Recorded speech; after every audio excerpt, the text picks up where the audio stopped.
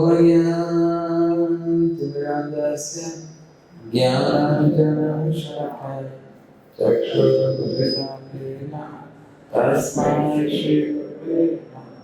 श्रीचैतन्यमनोभीष्टं स्थापितं भूतले स्वयं रूपा कदा मह्यं ददाति स्वपदान्तिकं। जय श्री कृष्ण चैतन्य प्रभु नित्यानंद श्री अद्वैत गदाधर श्रीवासादि गौरभक्तवृंद। हरे कृष्णा कृष्णा कृष्णा हरे हरे, हरे राम राम राम हरे हरे। हरे कृष्ण। आप सब भक्तों का हार्दिक स्वागत। हम ये देख रहे हैं कि पिछले कुछ महीनों से या कुछ महीने पहले जुड़े थे, कुछ वक्त कुछ साल से जुड़े थे, किंतु हमें आशा है कि आप हर शुक्रवार के इस कार्यक्रम में आते हैं।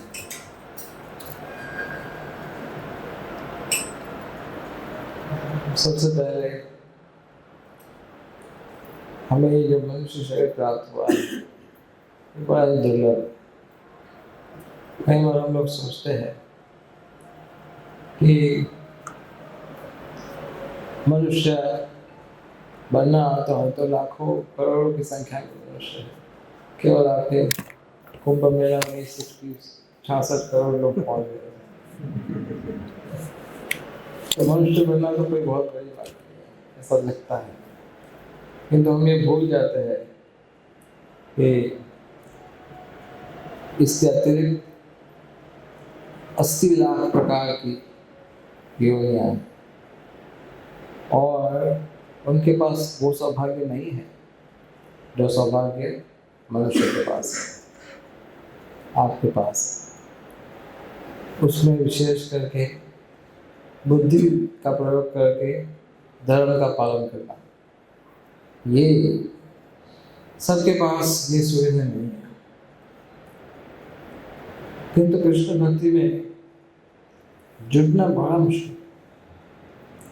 भगवद गीता में भगवान कहते हैं, मनुष्य नाम सहस्रेषु, हजारों मनुष्य में से कोई एक व्यक्ति मुझे समझने के लिए प्रयास करता है। हजारों में से कोई एक। मनुष्य नाम सहस्रेषु कश्चित् यतते सिद्धये। यजतामपि सिद्धानां, ऐसे हजारों प्रयास करने वालों में से कोई एक दुर्लभ व्यक्ति मुझे समझ पाता है। तो कृष्ण भक्ति में जुड़ना बड़ा मुश्किल है। कई बार आपको कहा जाता है, आपने कई बार देखा होगा, आप किसी को कहते हो हरे कृष्णा, तो आपको सामने कई बार बोलते हैं सेम टू यू।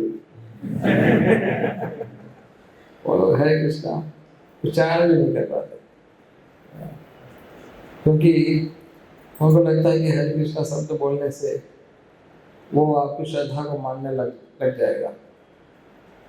किंतु भगवान का एक पवित्र नाम है, उसको बोलने के लिए भी लोग, अगर सौभाग्य है तो ये बोल सकते हैं।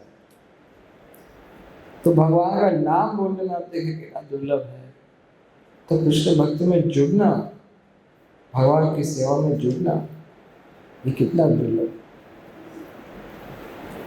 केवल बुद्धिमान व्यक्ति ही भगवान के शरणागत होता है, केवल बुद्धिमान।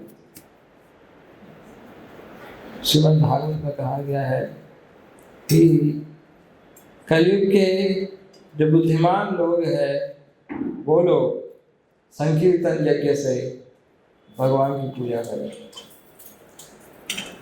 अगर आप यहाँ पर अनाउंसमेंट करो कि भगवद गीता पे सत्संग हो रहा है और कीर्तन हो रहा है, तो कितनी संख्या में लोग आएंगे? आप देख रहे हो, आप यहाँ पर उपस्थित हो करीब 50, 60, 70। अगर आप ऐसा अनाउंसमेंट करोगे यहाँ पर डिस्को होने वाला है, तो आपके लिए कमरा छोटा पड़ेगा। तो मनुष्य जन्म जो है ये बहुत दुर्लभ है। तो हम भगवान को थैंक यू कहना चाहिए कि आपने हमें ये अच्छा अवसर दिया है, मनुष्य जन्म।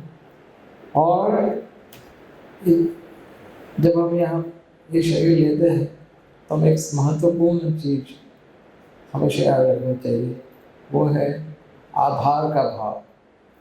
हमें आभार प्रस्तुत करना चाहिए।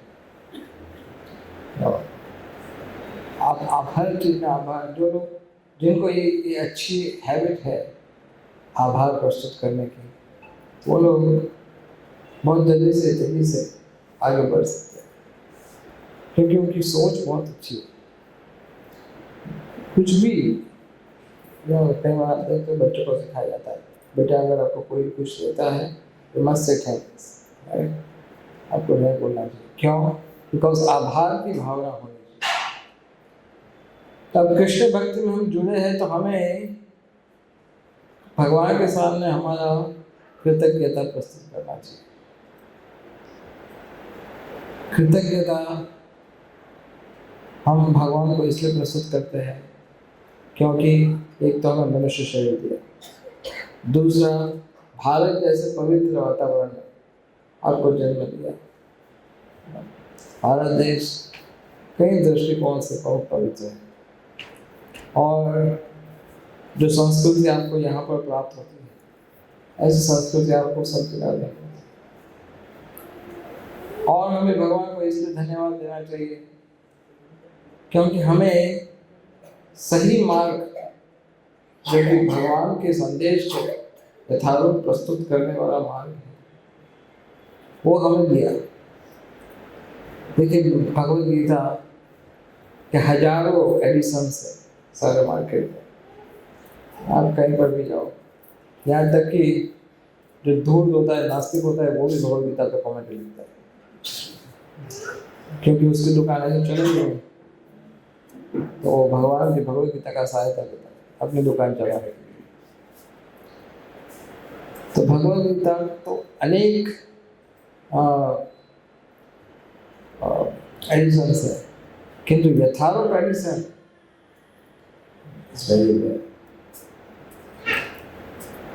और यही एडिशन है जिसके माध्यम से क्या देख रहे हो आप, कृष्ण भागवत का इतना प्रचार हुआ। तो हमें ये यथारूप भगवद गीता किसकी कृपा से प्राप्त हुई? ऑफ कोर्स भगवान की कृपा से, किंतु ये किसकी कृपा से प्राप्त हुई? श्री प्रभुपाद जी के अथक प्रयास के कारण। तो हमें प्रभुपाद जी का धन्यवाद देना चाहिए कि प्रभुपाद जी आपने ये विशेष कृपा करके जो अनुवाद किया यथारूप, आपने इस्कॉन संस्था का स्थापना किया, आपने देश विदेश में कृष्ण भावनामृत का इस तरह से प्रचार किया, हमें ये मार्ग आपने दिया, इसलिए हम आपके आभारी हैं। तो प्रभुपाद जी को एक भक्त ने प्रभुपाद को पूछा, प्रभुपाद जी अगर हम हमारा आभार आपके सामने प्रस्तुत करें, अगर हम ऋण चुकाना चाहे आपका, तो ऋण होता है। कैसे ऋण है? हम अनेक अनेक जन्मों के पापों का बोझा उठाए घूम रहे थे। आप सोचिए, अगर आप कृष्ण भक्ति में नहीं जुड़े होते आज, तो आप क्या कर रहे होते? आप किसी और स्थान में गए होते, क्या पता आप किसी ऐसे कार्य में व्यस्त होते जो आपको नहीं करना चाहिए।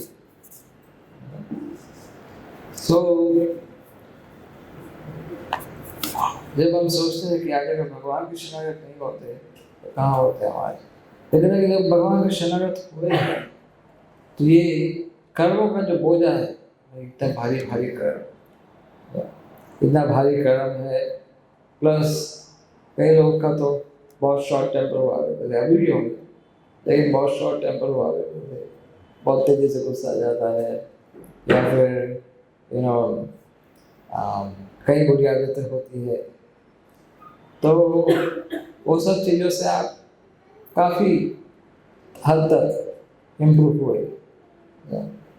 बहुत अभी आप पहले जैसे नहीं रहे, आपका कहीं बहुत परिवर्तन आया, आपके व्यवहार में, आपके विचारों में, और अब अपने आप को पापों से दूर रखते हो। आप जानते हैं कि ये ठीक नहीं है। देखिए, कुछ लोग कई बार आपको कहते हैं कि हम में ये बुरी आदत है।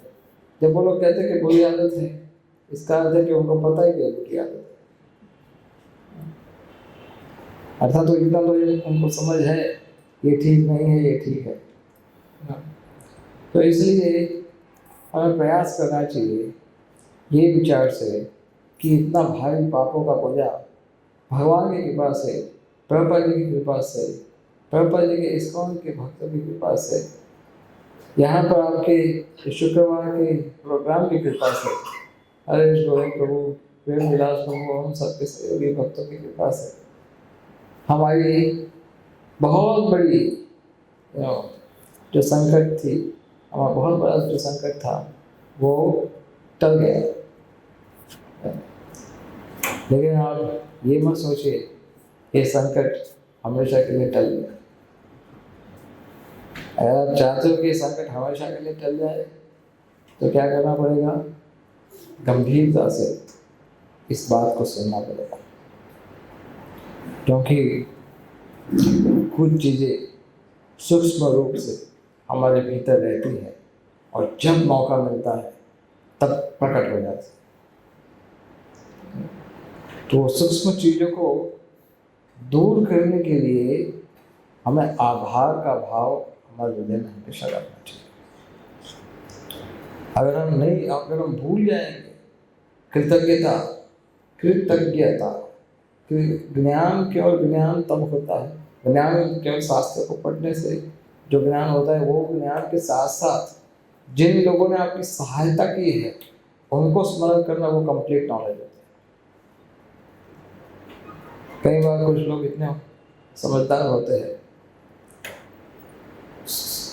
10 साल पहले, 20 साल पहले किसी ने अगर उनको सहायता की है, उसको नहीं बोलते। जेंटलमैन लोग होते हैं, दे डोंट फॉरगेट कि जिन्होंने पूर्ववसाय, इसको कहते हैं पथ प्रदर्शक। केवल आपको थोड़ा सा सहायता किया हो, जैसे हम एक एग्जाम्पल शास्त्र में प्राप्त होता है। क्या एग्जाम्पल है?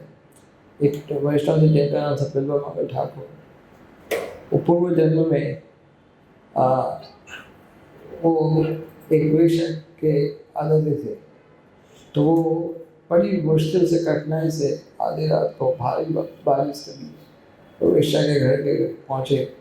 तो वेश्या ने उनको कहा, तुम इतना आतुर हो मुझे प्राप्त करने के लिए, अगर इतने आतुर तुम भगवान को प्राप्त करने के लिए होते तो शायद भगवान उनसे प्रसन्न हो जाए। जब उन्होंने ये बात सुनी तो तुरंत उन्होंने एक पाप के काम को छोड़ दिया। लेकिन उस वेश्या को मन ही मन अपना गुरु मान लिया। यदि भी उनका कोई संबंध नहीं था बाद में, लेकिन क्या रास्ता तो दिखाया कि इस मार्ग पे चलो। तो हमें सबका आदर करना चाहिए, starting from parents. Of course भगवान की कृपा से पेरेंट्स की कृपा से आपको ये भौतिक शरीर मिला, और भौतिक शरीर प्राप्त होने के बाद आपको भगवान की योजना से, भक्तों की सहायता से आपको कृष्ण भक्ति का मार्ग। So you must be very grateful। अगर आपको ध्यान दोगे तो क्या लगेगा कि एक बहुत प्रसिद्ध एग्जाम्पल है ध्रुव महाराज का। ध्रुव महाराज, उनके पिताजी की 2 पत्नी थी, सुनीति और सुरुचि। तो ध्रुव महाराज के जो पिताजी थे, माताजी थे, उनको उनके पति इतना आदर नहीं करते थे। एक बार ऐसा हुआ कि ध्रुव महाराज अपने पिता की गोद में बैठना चाहते थे, किंतु उनकी दूसरी जो दूसरी माता थी, उन्होंने उनको इनकार कर दिया और उनका अपमान कर दिया। तो ध्रुव महाराज इतने दुखी हुए, 5 साल का बच्चा था, इतना दुखी हो गया, जाके अपनी माता के पास गया और कहा कि क्यों मैं मेरे पिता की गोद में नहीं बैठ सकता। माता जी ने उसको जितना समझा सके उतना समझाया, लेकिन बाद में कहा कि मुझे क्या करना चाहिए कि मुझे पिता से ज़्यादा सामने दे। तो तुम्हारी सहायता बोले मैं तो नहीं कर सकती, तुम्हारी सहायता केवल भगवान विष्णु कर सकते। तो फिर मैं भगवान विष्णु का एड्रेस दो, भगवान विष्णु कहाँ मिलते हैं, उनका पता तो मैं जाता हूँ। माता कंफ्यूज हो गई, माता सोच रही मैं कैसे पता था, उनका एड्रेस क्या दो, वैकुंठ लोग क्या एड्रेस दो। तो कहा कि बेटा बड़े बड़े योगी और सिद्ध पुरुष भगवान विष्णु की खोज जंगल में जाने लगे, वन में उनके लिए तपस्या करते। तो ध्रुव महाराज चल गए जंगल की ओर, और क्या हुआ, वहाँ पर आप सिद्धांत नारद मुनि का मिलन हुआ और नारद मुनि ने उनकी परीक्षा की। तत्पश्चात उनकी तपस्या से भगवान प्रसन्न हुए। श्रीमद् भागवत में इसका विस्तार से वर्णन है। 36,000 साल के पश्चात जब ध्रुव महाराज का अंतिम समय आ गया, तो वैकुंठ से एक विमान उनको लेने के लिए जाए, और क्या कहा ध्रुव महाराज को, चलो तुम्हारे लेने के लिए आए। ध्रुव महाराज के मन में एक चिंता हो रही थी। क्या चिंता थी? वो किसी को बोल नहीं रहे थे कि उनके मन में ये विचार आ रहा था, आज जो हूं मैं उसका शुरुआत कहाँ से होगा। किसने मुझे कहा था कि तुम वन में जाओ? मेरी माता जी ने। तो क्या मेरी माता का ये सौभाग्य नहीं बनता कि उनको भी वैकुंठ जाने को मिले? अगर मैं वैकुंठ जा सकता हूँ तो क्या उनको नहीं जाना चाहिए? केवल मन में इतना विचार आया, तो वहां पर भगवान के विष्णुदूत वहां पर उपस्थित थे। वो तो भगवान की विशेष शक्ति से उनके पास होती, तो तुरंत रास्ते हाँ ध्रुव महाराज, आपके विमान से पहले उनका बोर्डिंग हो गया है, वो ऑलरेडी चल गए, उनका टेक ऑफ भी हो गया है, तुम्हारा टेक ऑफ बाद में हुआ है। तो भगवान के भक्त हमेशा आदर रखते हैं, ग्रेटिट्यूड याद रखते हैं। आप सब यहाँ पर जुड़े हो कृष्ण भक्ति में, आपको हर उस भक्त का आदर करना चाहिए और गंभीरता से अपना आभार प्रस्तुत करना चाहिए कि जिन भक्तों ने आपके लिए कड़ी मेहनत की। क्या आप इस बात को मानते हो कि आपको भगवान की सेवा प्राप्त हो, भगवान का संदेश प्राप्त हो, उसके लिए कई भक्तों ने बहुत मेहनत की? आप ये मानते हो? शायद मानते हो। आप शायद कुछ धाम का यात्रा भी किए है ना, शायद आप वृंदावन, मायापुर या कुछ जगह पर आप गए होंगे। तो वहाँ पर पूरा ऑर्गेनाइज करना और आपके लिए सब प्रकार का सुविधा का प्रयास तो सब पूरी तरह से किया। आपको कथा प्राप्त हो, कीर्तन प्राप्त हो, सत्संग हो, प्रसाद प्राप्त हो, तो ये सब जो कार्य है और ये सारे कार्य जो कर रहे हैं भक्त लोग, आप जानते हो उसको उनका क्या स्वार्थ है? उनका कोई स्वार्थ नहीं, वो कुछ नहीं चाहते आपसे। वो केवल इतना चाहते हैं कि आप हमेशा प्रसन्न रहो। वो केवल इतना चाहते हैं कि आप हमेशा सुखी रहो, आपको कष्ट ना आए। उनका और कोई स्वार्थ नहीं है। वो चाहते हैं कि आपके माध्यम से भगवान प्रसन्न हो, भगवान आपसे प्रसन्न हो। तो ये उद्देश्य से वो निरंतर प्रयास करते हैं। ये कब होगा? जब हमारे हृदय में जो कचरा है, काम, क्रोध, लोभ, मोह, मद, मत्सर, वो कचरा समाप्त हो, तब होगा ना ये सारा। जब माला का जप करते हो, सत्संग करते हो, कीर्तन करते हो, इसका पूरा लाभ कैसे मिलता है? जब आपका कचरा हृदय में जो है वो शुद्ध होता है।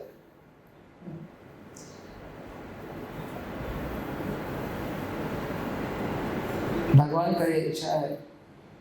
दाए देखो जाएगा कृष्ण चैतन्य महाप्रभु कहते हैं कि जिसको देखो उसको कृष्ण भावनामृत का संदेश दो।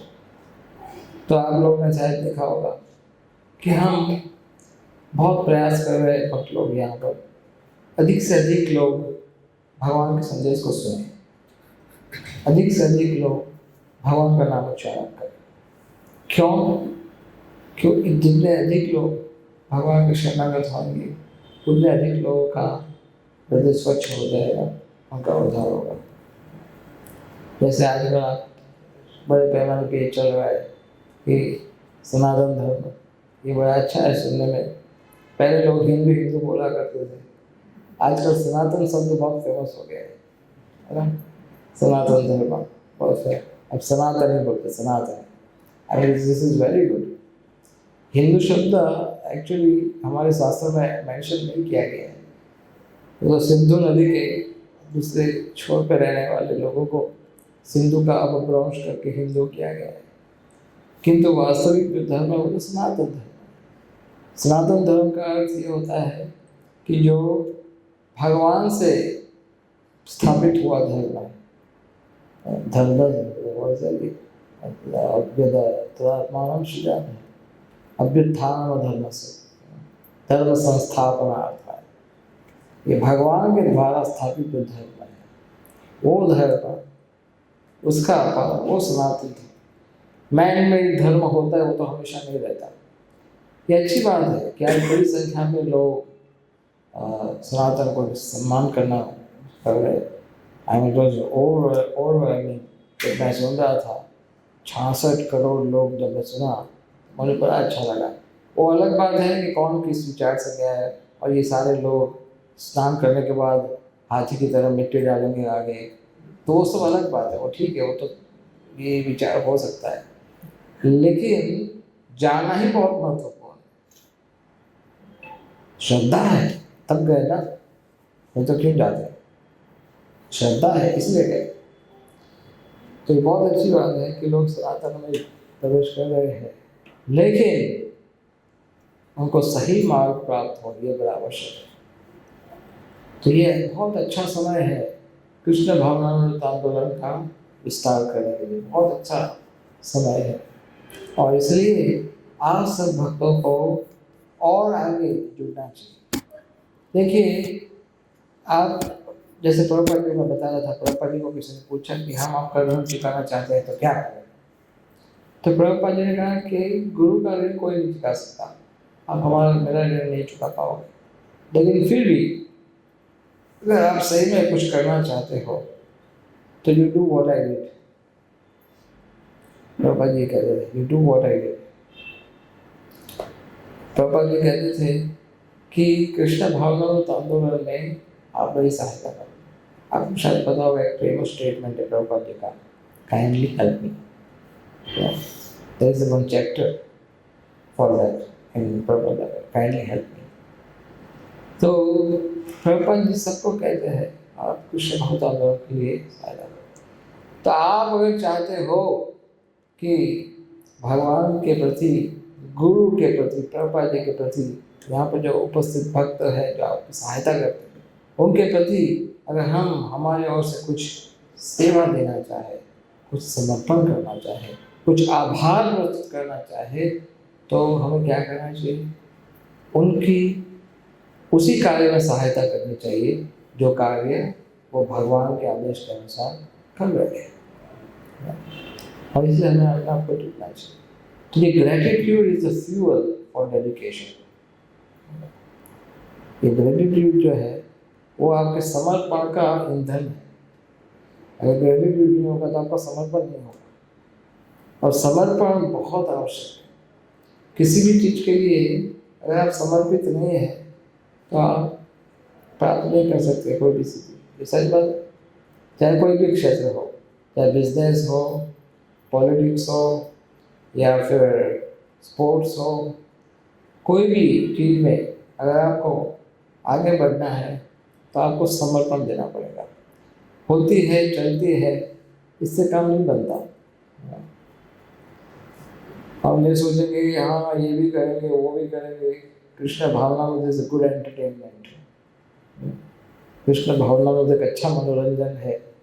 इस्कॉन में शुक्रवार को जाते हैं, दो अच्छी बात सुनने को मिलती है।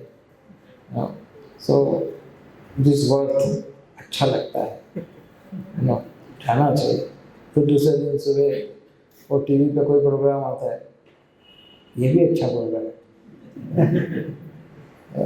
फिर और कोई तीसरा कोई मिल गया, कोई मित्र मिल गया, सब भगवान एक ही होते हैं। हम मैं भी भगवान, तुम भी भगवान, ये भी अच्छा प्रोग्राम है। So this is not Krishna consciousness, ये कृष्ण भावना में नहीं। जिस रूप से इस्कॉन संस्था काम कर रही है, इस्कॉन के 7 पर्पज है संस्था के, और प्रभुपाद जी ने बहुत स्ट्रेट फॉरवर्ड कहा हुआ है कि ये 7 उद्देश्य को ही हम फॉलो करेंगे पूरे विश्व में। और उसमें से सारे जो मुख्य, अगर आप पढ़ोगे कभी आपको बताएंगे भक्त लोग आपको कभी, ये 7 उद्देश्य जो है इस्कॉन के वो क्या है? भगवान के नाम का श्रवण, भगवान का महिमा श्रवण कीर्तन करना और उसका प्रचार करना, ये उसका मूल आधार है, मूल सोर्स है। तो हम यही कार्य कर रहे हैं इस्कॉन संस्था में, to distribute the knowledge of Krishna consciousness, और लोगों को जोड़ना कृष्ण भावना में। तो इस्कॉन संस्था इज ऑर्गेनाइज तरीके से, कई बार कुछ लोग को नहीं धर्म को ऑर्गेनाइज नहीं करना चाहिए, नहीं। अगर आप अनऑर्गेनाइज होंगे तो यही होगा, जैसा अभी मैंने आपको बताया थोड़ी देर पहले। हाँ तुम भी अच्छा बोल रहे, तुम भी अच्छा बोल रहे, नहीं। जैसे कई बार हम एग्जाम्पल लेते हैं ना, sometime we tell that,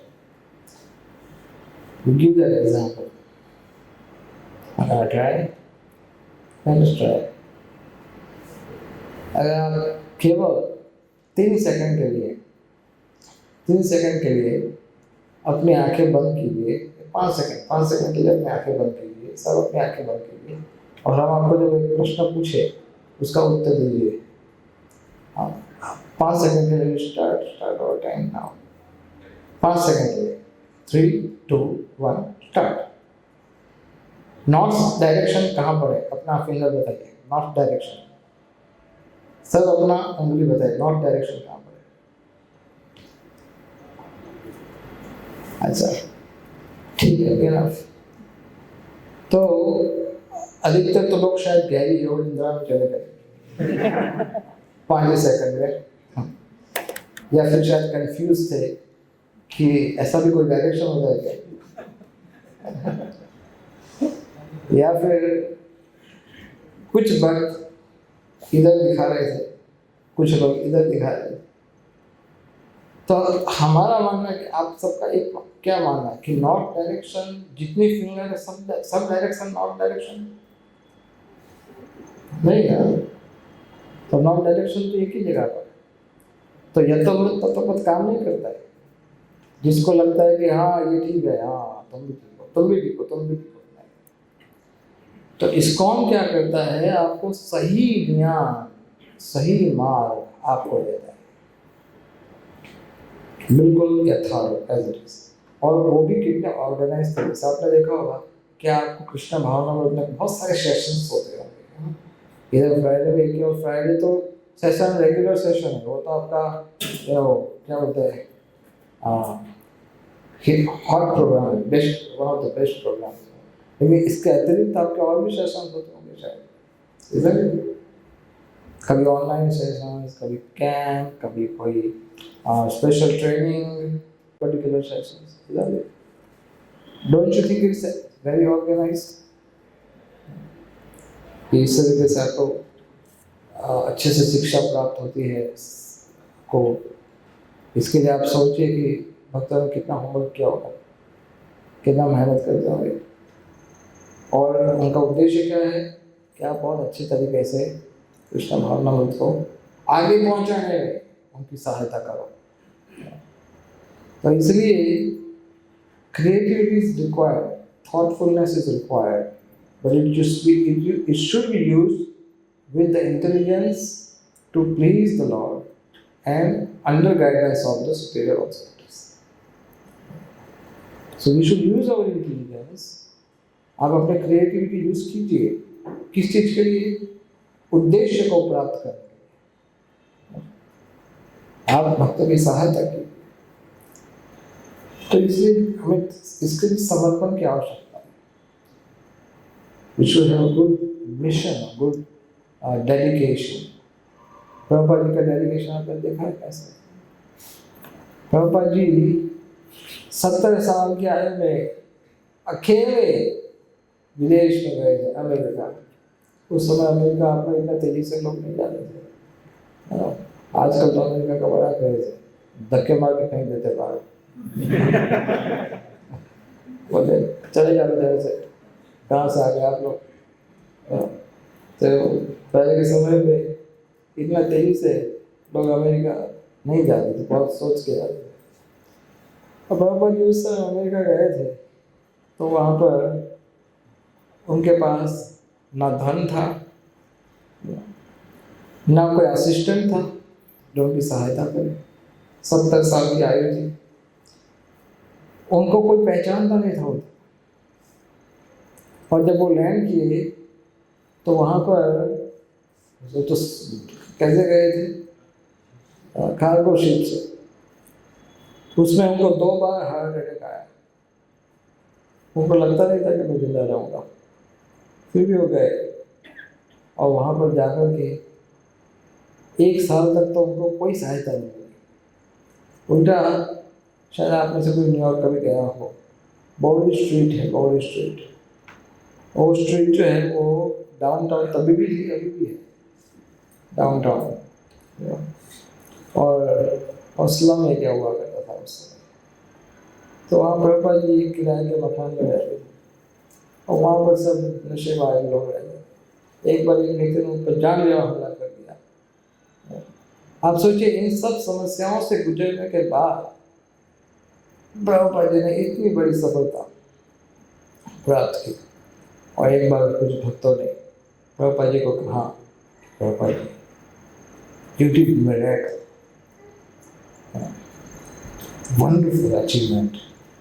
It's all due to you. All credits goes to you.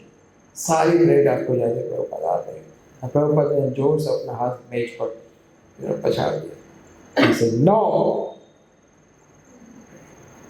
अभी सारी ये जो कुछ भी हुआ है, जो भी क्रेडिट है, वो केवल और केवल मेरे गुरु महाराज को जाता है। I didn't do anything. मैंने कुछ नहीं किया, मैंने केवल उनके शब्दों का अक्षरशः पालन किया और कुछ। This is called dedication. Dedication means you have to struggle also. हमारे रशियन भक्तों को शायद आप लोग को पता नहीं होगा, सॉल्टेड ब्रेड करके किताब छपा हुआ था पहले, इसको आगे कुछ भक्तों के द्वारा। हमारे रशियन भक्तों को वहाँ पर जो सरकार थी, उन्होंने उनको कैद तो कर लिया, किंतु बहुत बुरा हाल किया। उनके हाथ काट डाले थे और कुछ लोग की हत्या कर दी थी, कुछ लोग की उंगलियां काट डाली थी जिससे कि माला ना कर पाए। तो इस तरह से बड़ा अत्याचार हुआ था रशियन भक्तों के ऊपर। उनको खाने के लिए कुछ नहीं देते थे जेल में। फिर भी भगवान का नाम जानते हो कैसे करते थे? माला ब्रेड के टुकड़े 108 करते थे और एक एक टुकड़े पर एक महामंत्र बोलते थे। इस तरह से वो लोग माला का जप। अगर आपको कोई बोले कि आप इस तरह से माला करो, हमारी समस्या क्या है? हमारी समस्या है कि हम केवल वही करेंगे जिसमें हमें कंफर्ट फील होगा, और इससे आगे कुछ नहीं करेंगे। कल हम किसी को बता रहे थे कि अगर आपको किसी को कहोगे कृष्ण भावना में और कभी जैसा आगे बढ़िए, और कितना आगे बढ़ो प्रभु, जितना हमसे हो रहा है उतना तो कर रहे।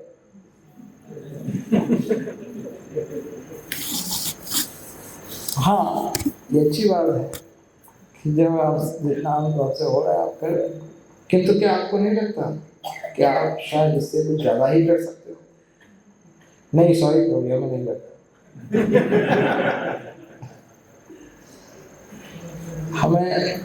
हमें इसलिए ऐसा नहीं लगता क्योंकि हमें हमारे भीतर वो जो ग्रेटिट्यूड की जो कृतज्ञता का जो भाव है ना, वो पूरी तरह से उजागर नहीं हुआ, इसलिए हमें ऐसा नहीं लगता। अगर कोई व्यक्ति मान लो पानी में डूब रहा है, बस खत्म ही होने वाला है, और किसी ने जाकर उसको पकड़ लिया और उसको बचा लिया, तो वो व्यक्ति क्या फील करेगा? मांगो आप उससे, ये जीवन अब आपका देन है, अगर आप चाहो तो आप मेरे जीवन पर आपका अधिकार है।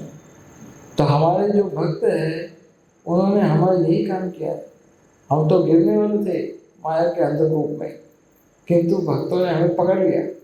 अरे भाई, कहाँ जा रहे हो? भगवान का नाम लो, भगवद गीता को सुनो, पढ़ो, इससे तुम्हारा हृदय स्वच्छ होगा। बाकी तो आपका मार्ग एकदम खुला है, पुनरपि जन्म पुनरपि मरणम पुनरपि जननी जठरेश है, यही होने वाला है, ये फिक्स है। आप एक बार तय कर लीजिए, सोच लीजिए कि अगर आप कृष्ण भक्ति में आगे नहीं बढ़ोगे तो मृत्यु तो कभी भी आ जाएगी ना, वो थोड़ी आपको पूछ के आएगी, और मृत्यु कभी भी आ जाएगी। और क्या आप चाहते हो कि 2047 में स्वर्ण जो क्या बनाने वाले हमारे देश में, वो देखना चाहते हो आगे? क्या आप चाहते हो कि आने वाले 100 साल के बाद, 200 साल के बाद कलयुग ने कितना प्रगति किया है? क्या आप देखना चाहते हो इसको? क्या आपको वर्तमान समय से मन भरा नहीं अभी? आपको नहीं लगता कि आप बहुत सारी ऐसी चीजें देख रहे हो कलयुग में जो आपको नहीं देखनी चाहिए थी, जो जिसकी आपने उम्मीद नहीं की थी कि ऐसा होगा? और इस आपको क्या लगता है, ये स्थिति सुधरने वाली है या ठीक बिगड़ने वाली है? कलयुग तो और बिगड़ेगा और खराब होएगा।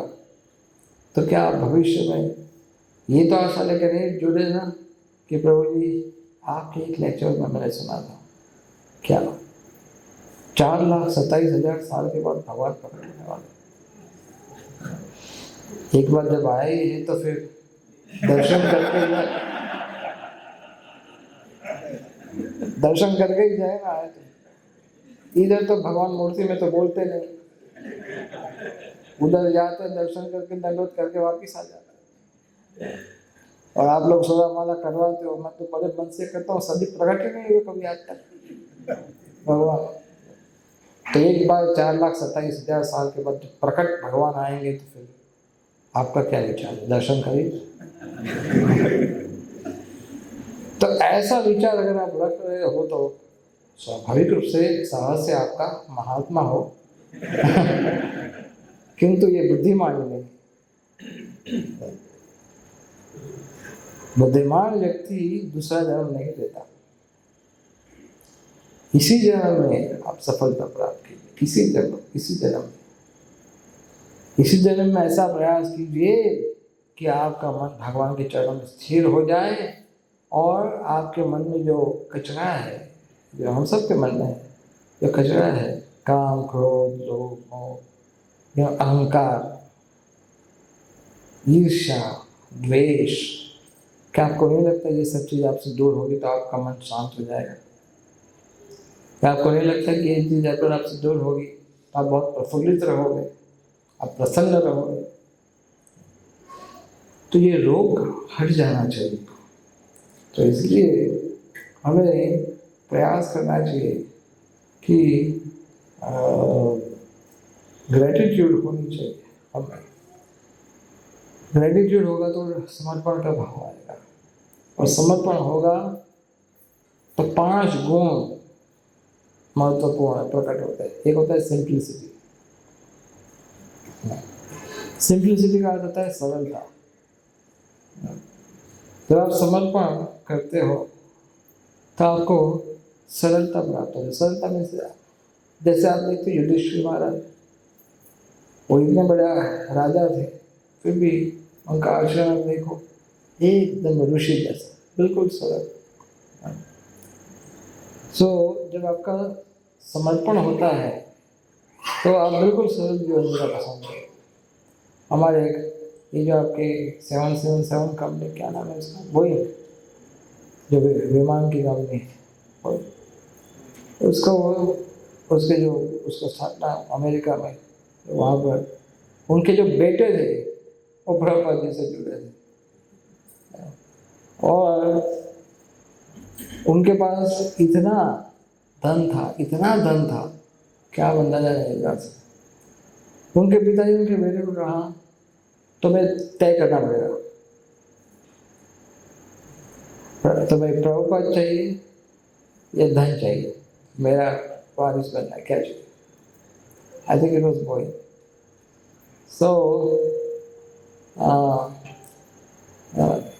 तो कहा सोच लो प्रभुपाद, मैं भगवान की शरणागत हो जाता। यू आर रियली अ फूल। इतना खरबों रुपए की जायदाद का एकमात्र वारिस तुम हो, ये सब कुछ छोड़ना चाहते, पागल हो गए हो, छोड़ दो हरे कृष्ण। नहीं, इतने बड़े ये हमारे अमेरिकन भक्त लोग जो है बहुत रिच बैकग्राउंड से आते थे, लेकिन आप लोग जानते हो जब वो लोग जुहू में आए थे, बॉम्बे में, बॉम्बे मंदिर बन रहा था हमारा, जुहू में वो लोग भंवरे जैसे मॉस्किटोस के बीच में रहते थे, बड़े बड़े भंवरे जैसे मॉस्किटोस उसके बीच में रहते थे, और नलके का पानी तो दूर 2 किलोमीटर चल चल के पानी मिलता था उनको। और जो लोग इतना हाई क्वालिटी जीवन जीने वाले, दिस इज डेडिकेशन, ये है समर्पण। उससे सरलता आती है, उससे विनम्रता आती है, ह्यूमिलिटी, सेकंड क्वालिटी। विनम्रता हमेशा आपको ये स्मरण कराता है कि आप आज यहाँ पर जो हो वो आप अपने आधार से नहीं हो, अपने हिसाब अपने शक्ति से नहीं आए हो, भक्तों की कृपा से आए हो, गुरु की कृपा से पहुँचे हो, भगवान की कृपा से पहुँचे हो। ये बार बार आपको याद कराता है कि अगर आप समर्पण है, और इसके कारण आप किसी के साथ मिसबिहेव नहीं कर पाएंगे। कई बार कुछ लोग होते हैं ना, अहंकार वश होते हैं और मिसबिहेव कर रहे थे एक भक्त दूसरे भक्त के साथ, और जो दूसरा भक्त होता है, तुम भक्त हो ना, इसमें छोड़ देता हूँ, नहीं तो आ जाओ सड़क पर। लेकिन जो विनम्रता कल्टिवेट करता है वो सरलता और विनम्रता, वो जानता है मैं भी दर्दी हूँ, ये भी दर्दी है, तो इसकी भी गलतियाँ हो सकती हैं, मुझसे भी गलतियाँ हो सकती हैं, तो विनम्रता का भाव उसमें प्रकट होता है। जैसे ही आपके पास विनम्रता का भाव होता है तो तीसरा क्या होता है, आदर देने की वृत्ति। यू मस्ट गिव रिस्पेक्ट, दूसरों का आदर करना चाहिए। हर एक भक्त जुड़ता है, कोई ना कोई सेवा करता है, वो जुड़ता है आपको प्रसन्न करने के लिए नहीं, वो जुड़ता है भगवान को प्रसन्न करने के लिए। कृष्ण भक्त में जो जुड़ता है वो भगवान की सेवा करने के लिए जुड़ा है, आपकी सेवा करने के लिए नहीं जुड़ा है। तो हमें उसका आदर करना चाहिए कि वो, और वो चाहते तो नहीं भी आ सकते, आप अगर आप चाहते तो इधर नहीं आते, आप कहीं और भी जा सकते थे, आपको थोड़ी किसी ने कहा कि नहीं अगर आप नहीं आओगे तो आपका नया टैक्स रिजीम आ जाएगा आपके लिए। ऐसा थोड़ी बोला है आपको, नहीं, दंड मिलेगा नहीं, आप अपनी इच्छा से आए। तो जब भक्त अपनी इच्छा से आते हैं, अपनी इच्छा से सेवा करते हैं, they deserve respect. So respect आप देना शुरू कर दो, जैसे आपका डेडिकेशन, और रिस्पेक्ट के साथ साथ फिर आपकी सेवा की भावना बढ़ जाती है, डेडिकेशन, सर्विस एटीट्यूड। अगर आप सेवा की भावना, देखिए सर्विस एटीट्यूड इतना महत्वपूर्ण है। अब जानते हो आपको ये सेवा का भाव, बहुत सारे एग्जाम्पल है, लेकिन हमारे पास इतना समय नहीं सारे एग्जाम्पल बताए। तो गुरुद्वारा में जो जूतों की सेवा होती है, उसके लिए बुकिंग कराना पड़ता है, लॉन्ग टर्म बुकिंग हो, जूते की सेवा आपको एकदम से मिलेगा नहीं वो सेवा, क्योंकि वो कोई ट्रेनिंग दी जाती है कि जो सबसे तुच्छ सेवा है वो करने से भगवान की विशेष कृपा प्राप्त हो, और सच भी है, ये सच भी है। तो सेवा करने के लिए ऐसा नहीं है छोटी सेवा, ये बड़ी सेवा, ये साफ वाली सेवा है, कोई सेवा छोटी नहीं है, कोई सेवा बड़ी नहीं है, सारी सेवा भगवान की सेवा। आप ये कह सकते हो भगवान का दायां अंग बायां अंग से ज़्यादा अच्छा है, भगवान के चरण कमल भगवान के मस्तक से ज़्यादा अच्छे, आप ये कह सकते हो नहीं? तो फिर भगवान के सारे अंग एक समान महत्वपूर्ण है, उस तरह से सारी सेवा, चाहे झाड़ू लगाना हो, साफ करना हो, या फिर ऑर्गेनाइज करना हो, या प्रवचन करना हो, या कीर्तन करना हो, सारी सेवा भगवान की एक समान रूप से महत्वपूर्ण है। लेकिन ये सेवा करने की वृत्ति हमें होनी चाहिए। We want to serve. आप देखिएगा सरल है, अगर आप कृष्ण की सेवा नहीं करेंगे ना, तो क्या आप सेवा नहीं करोगे? आप करेंगे सेवा तो आप छोड़ ही नहीं पाओगे, तो फिर किसकी सेवा करोगे? अब माया की सेवा करोगे। माया तो तैयार ही है कि किस प्रकार से आप पर प्रहार करें, माया तो तैयार ही है, और उनको पता पड़ेगा कि आप रोज शुक्रवार के प्रोग्राम में जा रहे हो, हर शुक्रवार जा रहे हो, तो फिर वो क्या करेगी? जैसे वो जब फाइट होती है ना बॉक्सर, अगर इधर कहीं चोट आती है तो थोड़ा सा हल्का सा, मान लो इधर चोट आई फोरहेड पे, तो क्या करेगा? हर बार वही स्थान पर प्रहार होगा, पता पड़ गया ना कि इधर चोट आई, जो नेक्स्ट मौका लगेगा तो उधर ही लगेगा। तो आपको क्या करना है? वो जो वीकनेस है, वो जो चोट आई, उसको एक बार ढक देना है। तो फिर माया क्या करती? कहाँ गया तुम्हारा प्रॉब्लम? तो दिख नहीं रहा है, हाँ तो देखा हाँ इसमें तो कोई प्रॉब्लम, फिर दोनों हाथ जोड़ देगी माया, आपको कहेगी मेरा काम हो गया, you are past tested, you are allowed to go back home, back to God, आपको छोड़ देगी तुरंत। तो माया जैसे ही देखती है कि आप उसकी बात नहीं सुन रहे हो और आप भगवान की सेवा करना चाहते हो, भक्तों की सेवा करना चाहते हो, तो क्या होगा? माया फिर आपका पीछा छोड़ देगी। तो इसलिए आप ये मत सोचिए कोई और कर लेगा, मैं नहीं करूँगा, नहीं, आप ये सोचिए कि मुझे सेवा क्यों नहीं मिल रही, मुझे सेवा का अवसर मिलना चाहिए। अब कहिए उनको, भक्तों को, आप हमारे लिए कोई सेवा नहीं छोड़ रहे, हमें सेवा दीजिए। ये नहीं कि आपको फोन करना पड़े, प्रभु जी आप ये सेवा करोगे? ठीक है, अब इतना बोल रहे तो कर ही लेते। ये भाव नहीं होना चाहिए। भाव ये होना चाहिए कि बार बार होकर पूछो, आपने मेरे लिए कोई सेवा तय की? आपने मेरे लिए कोई सेवा तय की? प्रभु जी आप मुझ पर कृपा नहीं कर रहे, मुझसे कोई गलती हुई, आप मुझे सेवा क्यों नहीं दे रहे हो? सो सेवा की भाव को बढ़ाना चाहिए।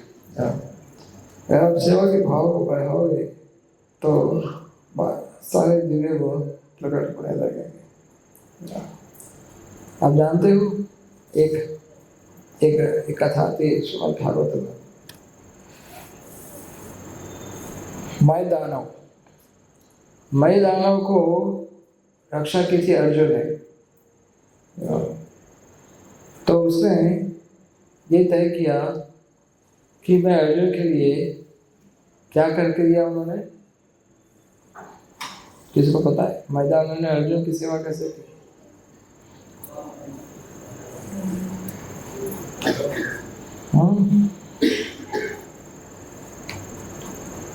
बना करके दिया पूरा इंद्रप्रस्थ में, इतना बड़ा महल।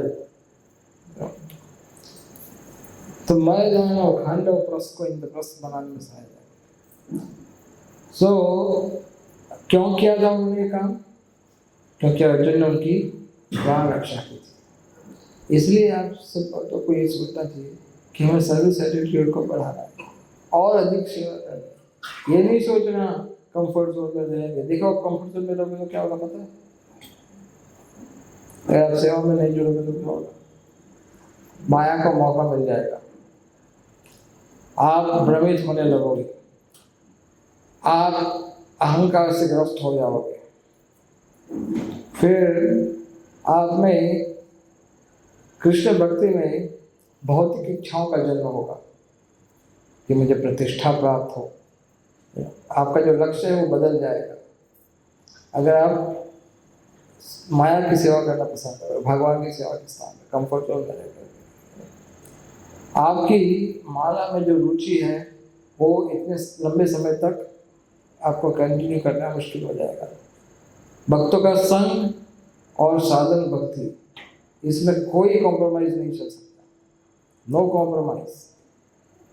You must take it very seriously. आप जानते हो, आप लोगों को पता है आर्मी कैंप में कैसा होता है? So discipline, so discipline. आपको इतना आर्मी जैसा तो आप नहीं रह पाओगे, किंतु आपको ये सोचना चाहिए कि हमारा जीवन जो है पूरे डिसिप्लिन में रहना है। और 5वां क्वालिटी क्या है? फॉरगिवनेस। आपको क्षमा करने की वृत्ति रहना होगी। अब तो आप क्षमा करोगे, क्षमा करोगे तो झगड़ा होगा ही नहीं फिर आपस में। अगर आप सब भक्त लोग मिल करके सेवा करोगे तो क्या अहमदाबाद के ये कितने लोग? 1 करोड़ से ज़्यादा है, 80 लाख है। कितना है? 80 लाख है। तो इसमें भक्तों की संख्या बढ़ाना कोई मुश्किल काम है? अगर आप सब लोग प्रचार करोगे बहुत मेहनत करके, तो प्रचार करना क्या बहुत मुश्किल काम है? You think like that? No. लेकिन आप लोगों की मेहनत शायद 10% ही है। अगर आप चाहो तो 90% ऐड कर सकते हो। तो आप प्रयास कीजिए, भक्तों की सहायता कीजिए और प्रचार के माध्यम में, शरणागति के माध्यम से, ग्रेटिट्यूड के माध्यम से आप कृष्ण भावना में अपना योगदान दीजिए।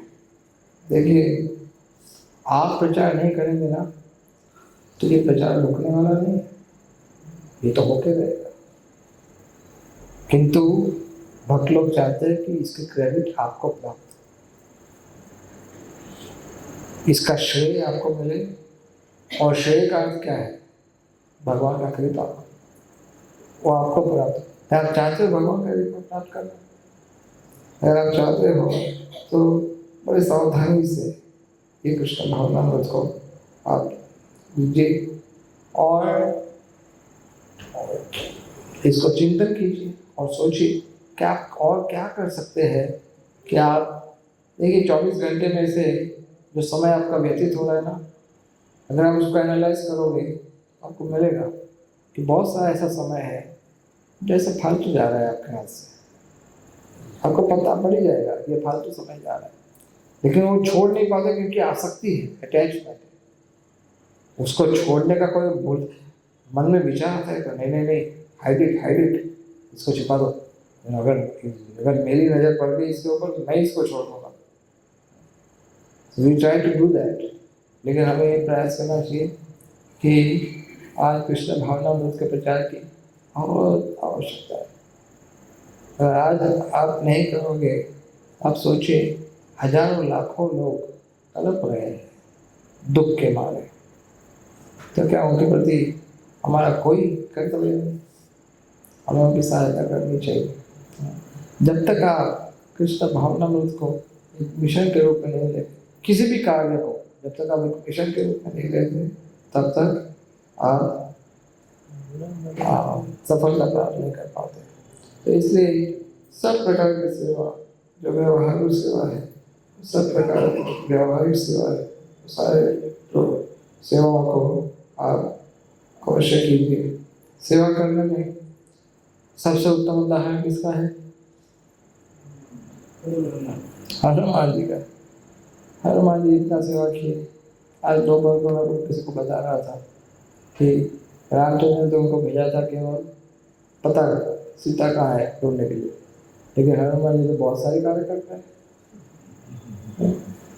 आज मैं भक्तों को पूछ रहा था, उनका लिस्ट खत्म ही नहीं हो रहा था, क्या क्या करते हैं। बाद में किसी को पूछने वाला केला तोड़ देंगे, कोई आंसर। हनुमान जी वहां पर गए थे, क्या क्या करके आए। हनुमान जी ने क्या किया था? राम का संदेश सुनाया सीता देवी को, आश्वासन दिया, फिर रावण को संदेश सुनाया। वो उनके लिस्ट में नहीं था, लेकिन कर क्या है, वो वहां पहुंच गए, रावण को संदेश सुनाया। रावण को ये भी बता दिया कि तुम देखो अभी सुधर जाओ, मौका दे रहा हूँ। राम, मैं बोलूंगा तो राम शायद नहीं करेंगे, वो आपको अटैक नहीं करेंगे। लेकिन हनुमान ने देखा ये तो समझने वाले में से है ही नहीं रावण तो फिर उन्होंने क्या किया? बोले अभी इनको दिखा करके जाता हूँ कि राम का एक छोटा सा दूध क्या कर सकता है, मैं दिखा के जाता हूँ। तो लंका जलाई, उसके जलाने से पहले पता है क्या किया हुआ? शस्त्रागार देख लिया, कितने शस्त्र है, आर्मी फॉर्मेशन क्या है, गेट कहाँ कहाँ पर है, कौन सी वीक जगह है, कहाँ पर पहले अटैक करना चाहिए। बोले ये सब का करना क्या है, जला डालो इसको। तो फिर इसको जला डाला, पूरा सारे शस्त्र को जला दिया, सबको जला दिया, और रावण ऐसे देखता रह गया। इतना सब करने के पश्चात जब हनुमान जी रामचंद्र के पास आए, और जब हनुमान जी बोले नहीं कुछ, एकदम पीछे, एकदम लास्ट में बैठ गए। ऐसा नहीं कि छाती तान के आके आपके सामने बैठे, देखो मैं इतना मान काम करके आया हूँ। दिस इज ह्यूमिलिटी, यह है निम्रता। देखा, दिस इज ह्यूमिलिटी, क्योंकि समर्पण है। He went there, said that, और कहाँ है हनुमान? वो सिटिंग बैक साइड, आगे बुलाया, और फिर सारा जानते आपका था तो रामचंद्र की। और हनुमान जी की ये सेवा जो है, रामचंद्र लीला समाप्त कर लिए, लेकिन हनुमान अभी भी है। This is the way of service. सेवा आपको कहेगा कि प्रभु जी आपको यहीं रहना है, जन्मों जन्म तक सेवा करो, तो सेवा करने के लिए आप आइए आगे, कृष्ण भक्ति को गंभीरता से लीजिए। यह अवसर एक बार आपके हाथ से फिसल जाएगा तो आप बहुत पछताएंगे। इससे अच्छा है कि आप बहुत गंभीरता से कृष्ण भाव को लीजिए, और आप देखिए आपके जीवन में विशेष परिवर्तन है। So thank you very much. आपसे भक्त का बहुत धन्यवाद। हरे Krishna. So we can take some question answers. किसी को कोई प्रश्न है तो ले सकते हैं।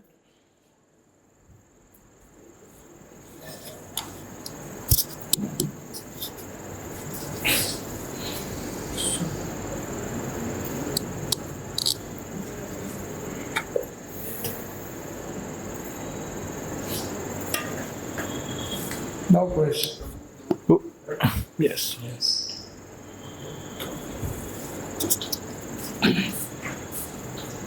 हरे कृष्ण सर। हरे कृष्ण। मेरा प्रश्न ये था, एक नॉर्मली है कि सपोज मैं बहुत स्ट्रेस में हूँ काम को लेके, और मैं भक्ति भावनाओं में भी हूँ, मेरा बीच में माइंड डाइवर्ट हो रहा है, तो क्या उस पर भगवान मेरे ऊपर कृपा करेंगे, या मुझे उसका बेनिफिट मिलेगा, या मतलब उस भक्ति से मेरा फायदा है, इस टाइप से? यदि आप चाहो तो। बिल्कुल चाहता हूँ सर। यस, क्योंकि शुरुआत वहीं से होती है। यदि आप चाहो तो। अगर हम चाहते हैं तो भगवान आपकी अवश्य सुविधा करते हैं। लेकिन भगवान का सहायता करने का तरीका क्या है?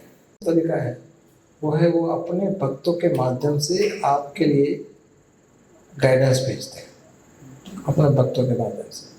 लेकिन अब वो गाइडेंस को कितना सिंसियरली हम उसको सुनते हैं और फॉलो करते हैं, ये फिर हमारा रिसिप्रोकेशन है भगवान के साथ। और तरीके भी है, जैसे आपके मार्ग में जो बाधा आती है, वो सारी चीज वो सारे जो बाधाएं वो धीरे धीरे धीरे कम होती जाती है। लेकिन भगवान चाहते हैं कि वो चेक करते हैं कि ये केवल बोल रहे हैं या सही में चाहते हैं। जैसे उनको लगेगा कि you are genuinely asking help from Krishna and he is ready to help you. Sir एक प्रश्न और था कि सपोज कुछ लोग रेगुलरली आते हैं या मैं नहीं आ पा रहा हूँ या इच्छा है बहुत ज़्यादा लेकिन वो इन्वॉल्वमेंट नहीं हो पा रहा है, तो क्या मुझे इस तरीके का आशीर्वाद या ब्लेसिंग्स बेनिफिट मिल पाएगा या नहीं? देखिए, first of all intention is required. Intention required. आपका जो भाव है, इच्छा नहीं मुझे करना है, तो ये भाव नहीं कैसे? आपका जो भाव है वो पहले तो भगवान देखते हैं, फिर भगवान ये देखते हैं कि आपका जो भाव है उसको लेकर के आप कितने गंभीर हो। फिर भगवान देखते हैं कि गंभीर तो हो लेकिन प्रयास कितना करते हो। फिर देखते हैं कि प्रयास जारी रखते हो या छोड़ देते हो। और फिर भगवान देखते हैं कि कुछ प्रयास करने के बाद, थोड़ा बहुत आने के बाद, फिर क्या उसी झमेले में वापस जाना चाहते हो? तो भगवान तो एक्सपर्ट है, तो हर एक चीज को बहुत ही माइन्यूटली देखते हैं। किंतु जब उनको विश्वास हो जाता है नहीं बंदा जेन्युइन है, प्रयास कर रहा है तो बिल्कुल कर रहा है, फिर देखो फिर कैसे कृष्ण आपका मार्ग प्रशस्त करते हैं। सो इसलिए ऐसा तो नहीं होता कि हर बार सिचुएशन इज स्टॉपिंग अस, हर बार ऐसा नहीं होता। कई बार सिचुएशन तो होती है लेकिन कई बार हम कमजोर पड़ जाते हैं। हम we don't know how to say sweet no to others. अच्छे से मीठे से लोगों को मना करना नहीं आता कि भैया आज फ्राइडे का प्रोग्राम है, I am so sorry, I have to go. अगर मैं नहीं जाऊंगा तो आने वाला एक सप्ताह में बीमार हो जाऊंगा। तो क्या आप चाहते हो कि मैं 6 दिन की छुट्टी लूं? नहीं ना, तो 1 घंटा ही मांग रहा हूँ आपसे, अभी जाने दो तो 6 दिन का काम हो जाएगा।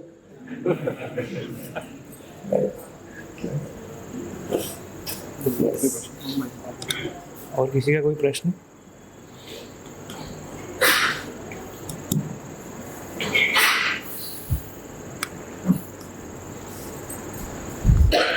हरे कृष्ण प्रभु जी। प्रभु जी आपने बताया कंफर्ट जोन, तो कंफर्ट जोन से क्या अगर हम कृष्ण भावना में आगे बढ़ते हैं तो क्या हमारा मतलब वे क्या होना चाहिए आगे कि कंफर्ट जोन से हम दूर रहें? कंफर्ट जोन में रहकर के अगर आप करते हो, मान लो जैसे मान लो कोई व्यक्ति को फिजियोथेरेपी में जाता है, फिजियोथेरेपी करने के लिए, और फिजियोथेरेपी में उसको बोलते हैं डॉक्टर कि तुम्हें ये करना पड़ेगा, अगर तुम्हारा हाथ पाँव ठीक कर रहे हैं तो आपको ये करना। पहले जाके बोले देखो मैं केवल उठने की कसरत करूँगा जितना मुझे मन करता है। तो डॉक्टर क्या कहते हैं, देखो उधर एग्जिट है, अब वहाँ से बाहर नहीं आ सकते। तो अगर आप अस्पताल में हो और कोई डॉक्टर आते हैं इंजेक्शन देने के लिए, बोले मैं अस्पताल में इंजेक्शन खाने आया, मैं कोई दवाई नहीं लेने वाला, कोई इंजेक्शन नहीं, मुझे अच्छा वाला कमरा दो और अपने आप ठीक हो रहा है तो ठीक। तो कंफर्ट जोन में क्या होगा, आप बहुत लिमिटेड प्रगति कर पाओगे, बहुत लिमिटेड, क्योंकि कंफर्ट की डेफिनेशन तो हम खुद बनाते हैं ना। और हम जब खुद डेफिनेशन बनाते हैं तो प्राय ये डेफिनेशन हम नहीं बनाते, ये डेफिनेशन माया बनाती है। और फिर माया आपको कहते हैं इतना दूर जाओगे शुक्र है उनको, ऐसा सेवा करोगे, अधिक समय दोगे, तो क्या तुम मेरे पास नहीं आओगे? मेरे साथ रहो। तो कंफर्ट जोन बहुत डेंजरस जोन है। जिसको आगे बढ़ना है ना, वो तुरंत पहचान लेता है दिस इज कंफर्ट जोन। तो इससे बाहर, कंफर्ट जोन के बाहर निकलने का अर्थ होता है जिस कार्य करने में आपको कठिनाई अनुभव हो। अगर आपको भगवान की सेवा करने में कठिनाई अनुभव नहीं होती तो फिर आप कैसे ये प्रमाण लोगे कि आप भगवान को प्रेम करते हो? कैसे बताओगे? छोटा सा एग्जांपल आप जानते हो, आप पत्नी और बच्चों के लिए एक दिन रात मेहनत करते हो, पैसा कमाते हो, उसमें आपको कठिनाई तो होती ही होगी, है ना? क्यों करते हो ये सब? आप चाहते हो कि पत्नी और बच्चे प्रसन्न रहे, माता पिता खुश रहे, उनकी सब सुविधा का देखभाल। तो ये है क्या? ये आपका प्रेम है ना उनके प्रति।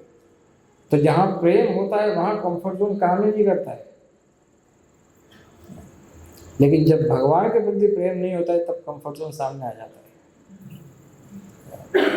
तो इसलिए भगवान के प्रति प्रेम, गुरु के प्रति प्रेम वो जब तभी प्रकट होता है जब आप आपकी कंफर्ट से बाहर निकल करके कुछ कठिन काम करते हो, जो आप थक जाते हैं।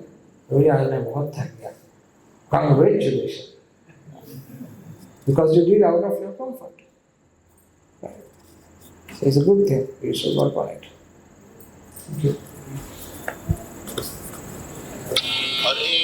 हरे कृष्ण प्रभु।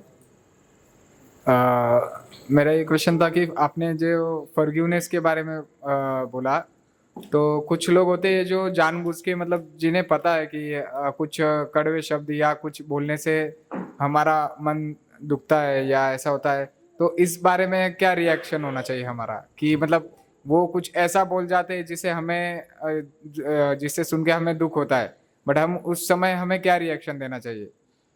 उस समय हमें ये सोचना चाहिए, ये भक्त, ये व्यक्ति जो मुझे दुख पहुंचा रहा है, मुझे इसका आभार प्रस्तुत करना चाहिए। कैसे?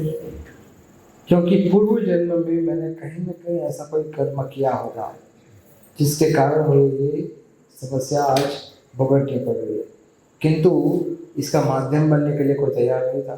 सारे जनादपि समीचीन थे, सभी बहुत विनम्र थे, लेकिन ये महात्मा इसने ये काम करके दिखाया क्या मुझे कष्ट पहुंचाया, मुझे हर्ट किया, जिससे कि मेरे कर्म नष्ट हो जाए। तो आप उसके थैंक यू नहीं बोलना चाहिए क्या हमको? सभी शुड थैंक यू, हमको आभार करना चाहिए। उसने तो आपकी सहायता की है, उसने थोड़ी आपको हर्ट किया है।